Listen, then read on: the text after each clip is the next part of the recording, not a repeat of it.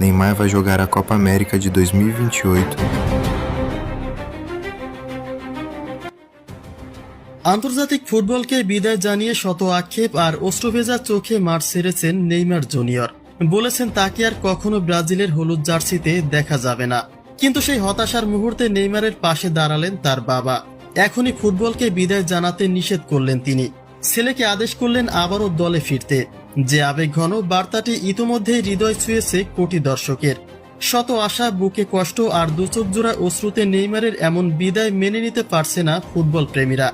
সবার মুখে একটাই কথা, নেইমার তুমি ফিরে আসো।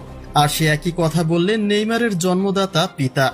এখন প্রশ্ন হলো, নেইমার কি ফিরবেন তার বাবার কথায়? অন্যদিকে নেইমারের এই অবসরের সিদ্ধান্ত নিয়ে বিতর্ক চরমে। সবার একটাই কথা, এই সিদ্ধান্ত আপন মনে নেয়নি নেইমার, তাকে বাধ্য করা হয়েছে।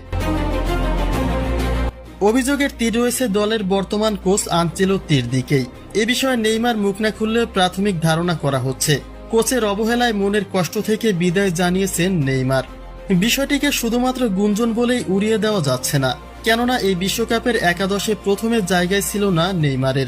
তাকে আনফিট দাবি করে দলের বাইরে রাখা হয়। কিন্তু বিতর্ক চাপা দিতে হয়তোবা পরে দলে নেইমারকে ফেরানো হয়েছিল, নয়তো নকআউটের মতো ম্যাচেও কেন প্রথম একাদশে জায়গা পাননি নেইমার।